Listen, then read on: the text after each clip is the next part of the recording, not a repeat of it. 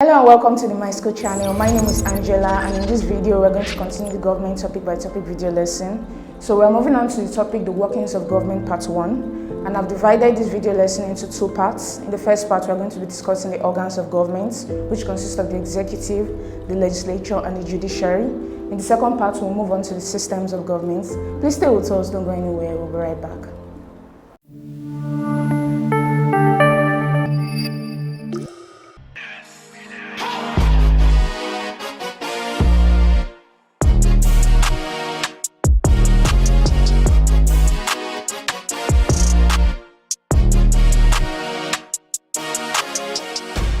Welcome back to the My School channel. Like I said earlier, we're going to be discussing the workings of government part 1. So let's dive right into it. So this particular topic is divided into two parts. We're going to begin with the organs or arms of government, which consist of the executive, the legislature and the judiciary. And after that, we're going to move on to the systems of government. So we'll talk about the presidential and the parliamentary or cabinet system of government. So let's begin with the first part, which is the organs or arms of government. So in all political systems of the world, there are three organs or arms of government. We have the executive, which is responsible for the implementation of the law. We have the legislature, which is responsible for lawmaking. And then we have the judiciary, which is responsible for the interpretation of the law. So let's discuss each of these various arms of government. Let's begin with the executive. So the executive is the organ of government which gives effect to the will of the state by carrying out and executing the law of the land.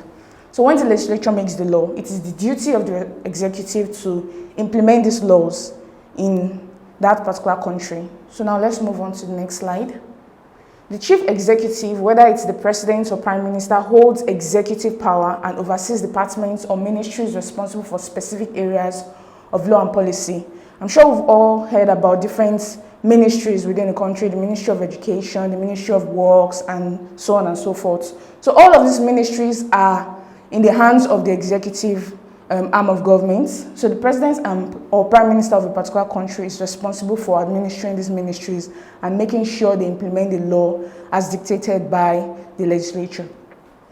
So the executive arm includes administrators, the president or prime minister, governors, ministers, civil service, armed forces, the police, etc., who carry out day-to-day government functions. So their responsibility is to make sure that every day they are implementing the policies, the laws that have been made by the legislature. Executives play two principal roles: chief of state or head of state, which is the ceremonial head and spokesman. And then we have the head of government, who is the leader, who proposes, directs, and enforces public policies. So head of state and head of government is the two primary functions of the executive. Let's move on to the next slide. So we're going to discuss the functions of the executive. One of the functions is the executive formulates policies that guide the nation's direction of various issues such as healthcare, education, defense, and economic development. So these are all the different ministries that we were talking about earlier. So the executive is responsible for formulating policies based on the laws of the land so that they'll be able to implement them in these various ministries. The executive also oversees the implementation of policies across government departments and agencies to ensure they align with the administration's goal. At the beginning of an election period, the government or the president and his prime ministers and his ministers, they all have different goals that they've set out to achieve during that period that they are in office. And they ensure that the policies that they formulate are implemented within these various departments so that these goals will be achieved. So now let's move on to the next function. The executive has the authority to appoint top officials such as ambassadors, agency heads and judges who are responsible for carrying out government functions. So top officials such as ambassadors who represent the country in other countries of the world, agency heads of these ministries and several different agencies within the country, even the judges. It is the duty of the executive to appoint these top officials.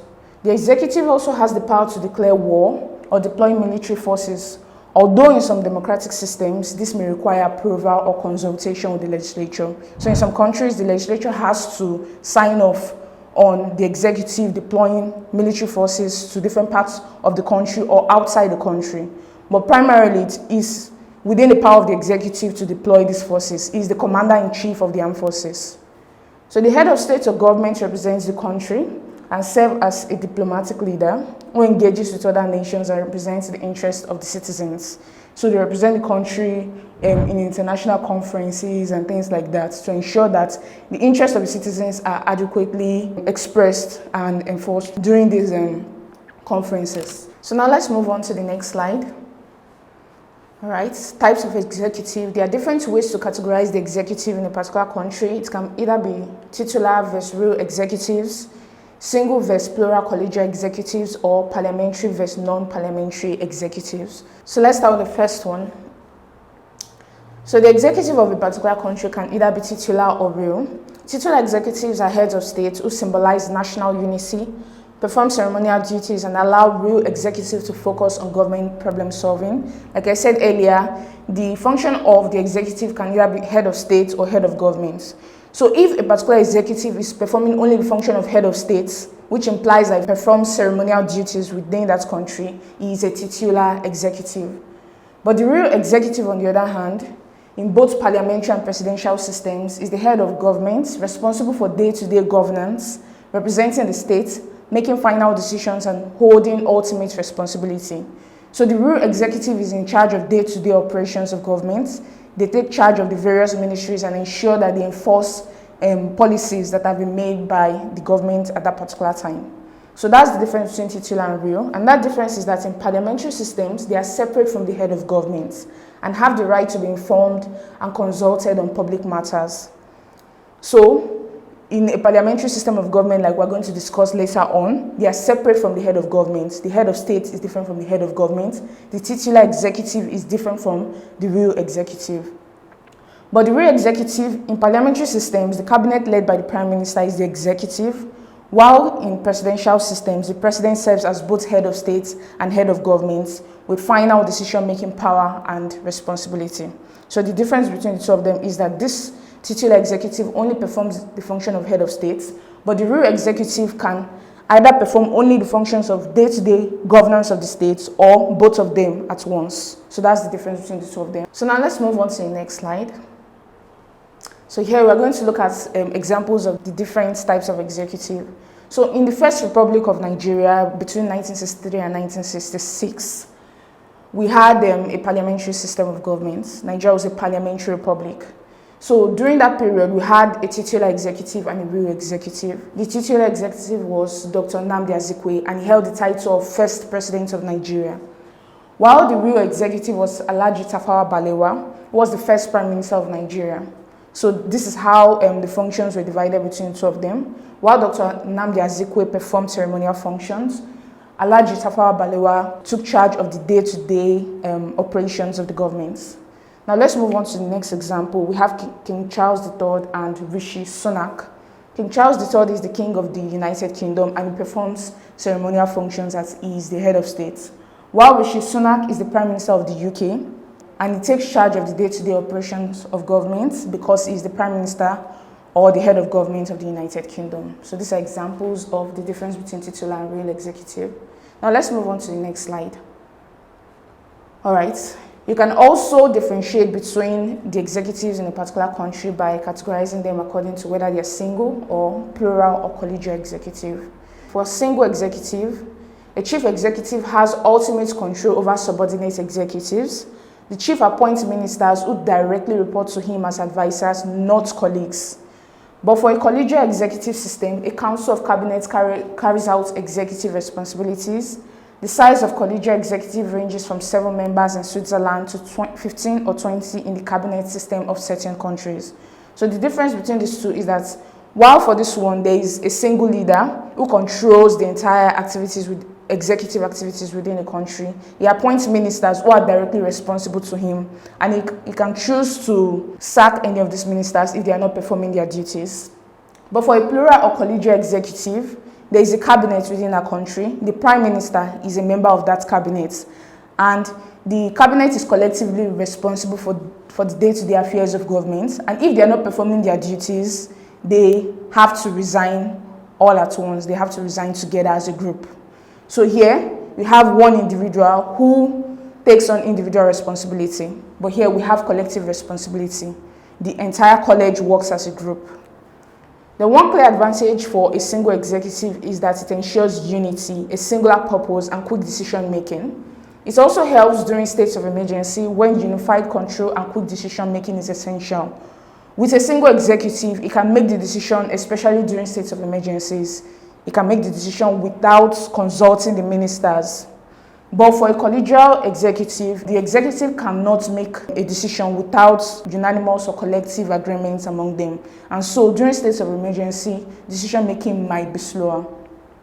So while a collegial executive may weaken centralized control by distributing responsibility, with this one, this is an advantage for a collegial system because they are distributing power. Power is not concentrated in the hands of a single authority, but it is considered a safer option than a single executive.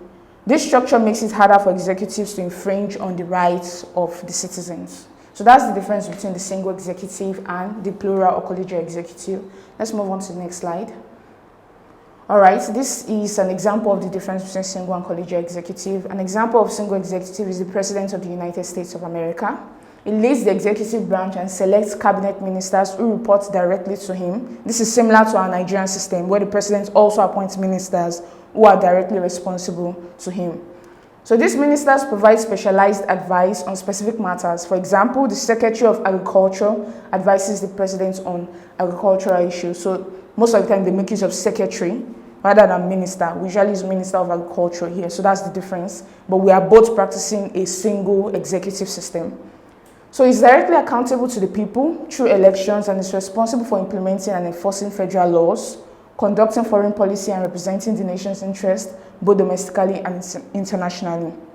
You can see it's also a real executive because it performs both ceremonial functions and day-to-day operations of the government.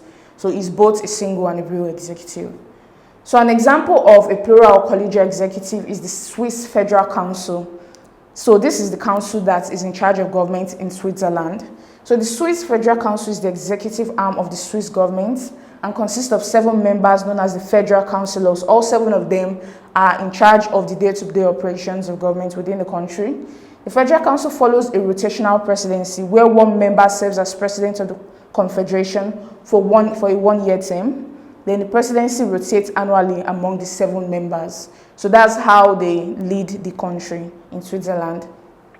So federal councillors share collective responsibility for the administration of government affairs, policy implementation, and representing Switzerland internationally. They are collectively responsible.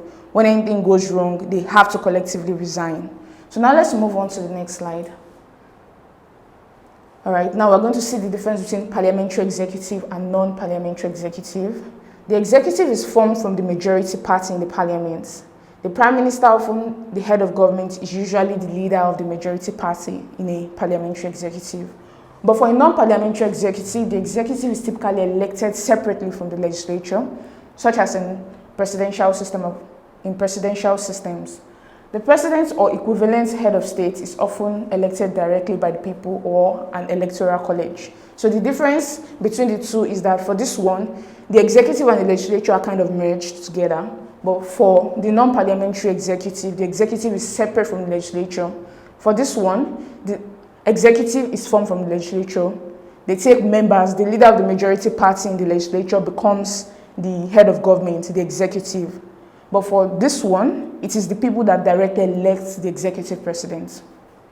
So the executive is accountable to the parliament, particularly the lower house, and must maintain the confidence of the legislature. The parliament can remove the executive through votes of no confidence or by rejecting important legislation. So they are actively watching the executive, and every actions they take within the executive is monitored by the legislature. But this is different from the non-parliamentary executive. The executive is generally less directly accountable to the legislature compared to the parliamentary systems. The president's accountability often comes through periodic elections rather than daily parliamentary scrutiny. So he is accountable to the people, the electorate, and the legislature does not watch over the day-to-day activities of the government, but they can choose to impeach the president, the executive president, if they find out that he is engaged in corrupt practices. That's the only way the legislature can remove the executive from power. This is different from a parliamentary system where they check every actions of the executive president. All right, now let's move on to the next slide. So this is an example of parliamentary and non-parliamentary executive. So in Britain, the Queen is the titular head of state. The real executive powers are lodged not in a single person, but in a cabinet, which is composed of a prime minister and 20 other ministers. The members of the collegial executive are selected from the parliament and are responsible to it. The cabinet can be removed from office if the parliament gives a vote of no confidence. So that's how a parliamentary system of government works in Britain. Now let's move on to the United States of America. In America, all executive power are vested in the president, who exercises wide constitutional power. He is elected for a fixed term. Except in the case of some definite crime being judicially proven against him, he cannot be removed before the expiration of his term of office. That's the difference between Britain and the United States of America. Let's move on to the next slide. All right. So in recent years, the powers and functions of the executive worldwide have continued to grow, and this growth can be attributed to several factors.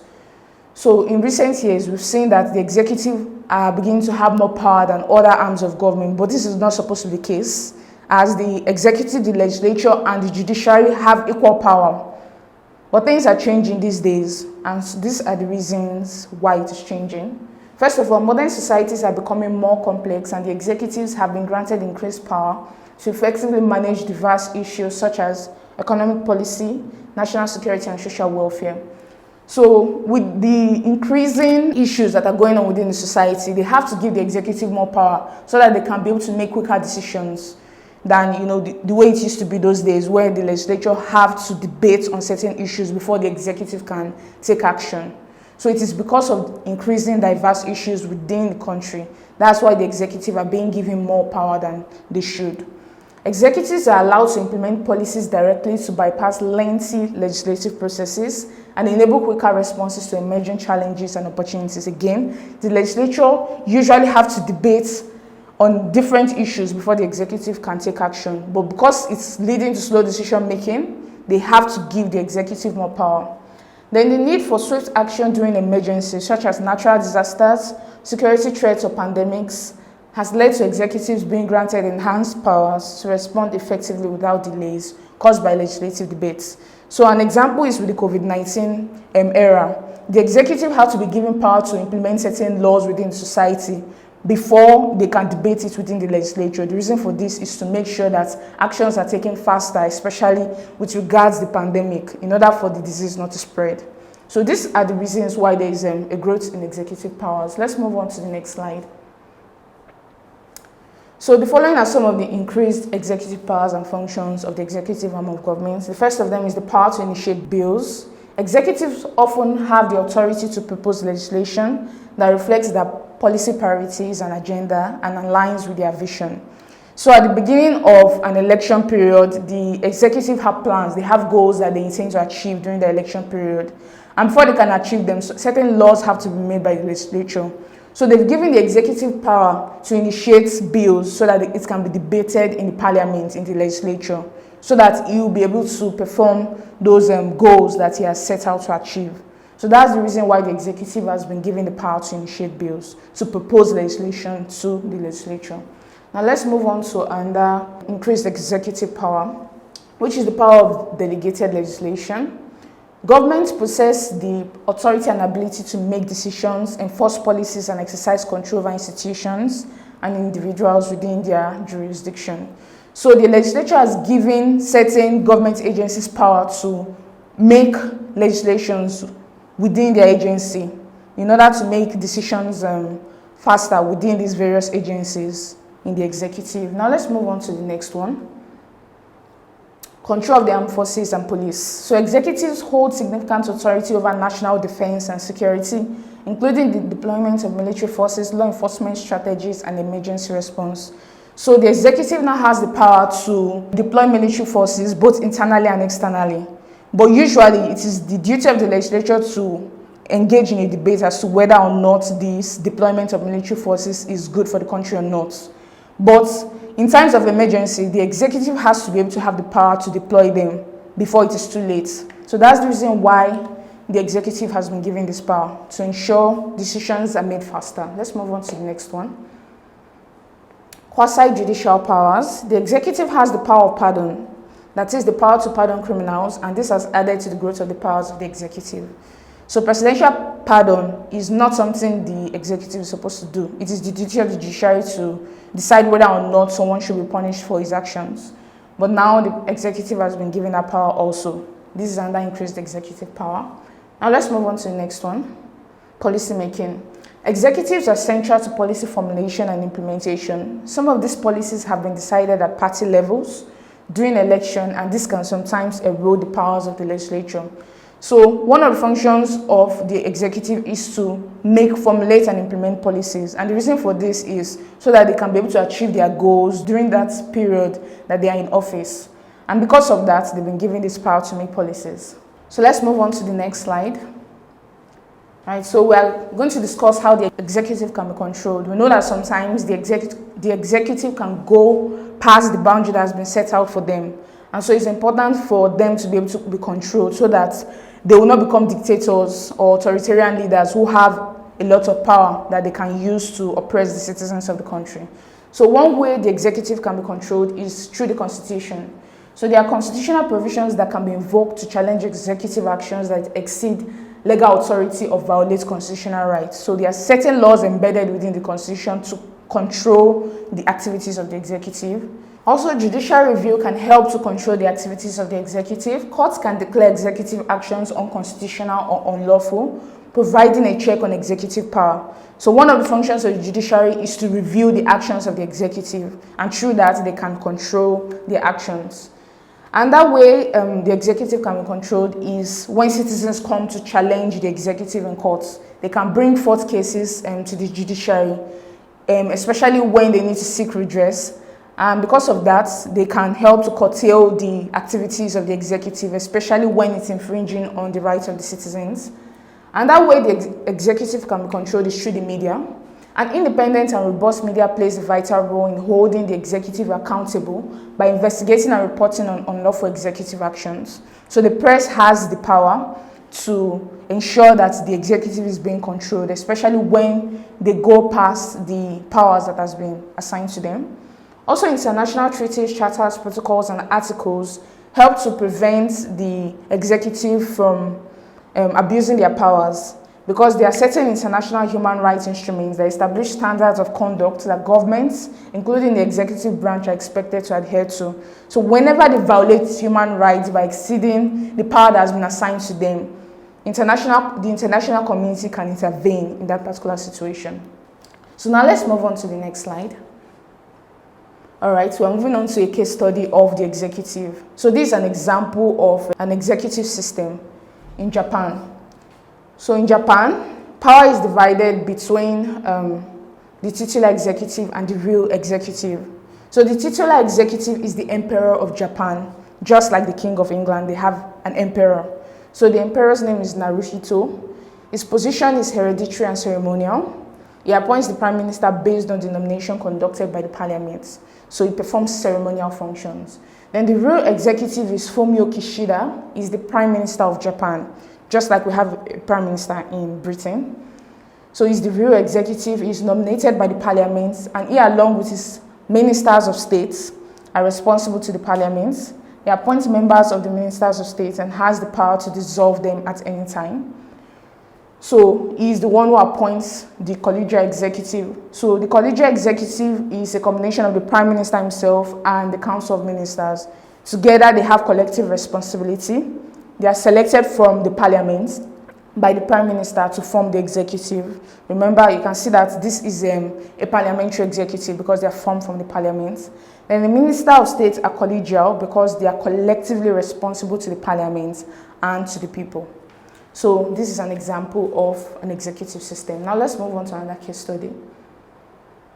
All right, so we have Ghana. So the president of Ghana is Nana Akufo-Addo. He is a single executive, he is a real executive, and he is a non-parliamentarian executive. Let's see why. So the president of Ghana is a single executive because he holds both the ceremonial and executive powers of the state. He performs ceremonial functions, he administers the day-to-day affairs of the state, and this is why he is a single executive, because both functions are combined in one person. Then as a real executive, the President of Ghana has significant authority and decision-making power in governing the country. That's what a real executive does, as opposed to a titular executive. So Ghana follows a non-parliamentary executive system because the president is not directly elected from the parliament, but by the citizens through a separate presidential election. So he's accountable to the electorate, the citizens of the country, and not to the parliament because he's not selected from the parliament. The President of Ghana has the power to appoint and dismiss government ministers. He has the power to propose legislation, to sign bills into law, and to represent the country in international affairs. So this is another case study on the executive system. I will come to the end of this session. I believe you found this session educative and enlightening. If yes, you can click the link in the description below. This takes you to my school website where you can subscribe to our government topic-by-topic video lesson so that you can continue on this journey with us. We're going to move on to the legislature and then to the judiciary, and we're going to discuss various case studies as well so that you can have a perfect understanding of these various arms of government. I believe you're enjoying this content. If yes, please do not forget to hit the like button, click on the subscribe button, and lastly, tap on the notification bell to get informed as soon as we release the next videos.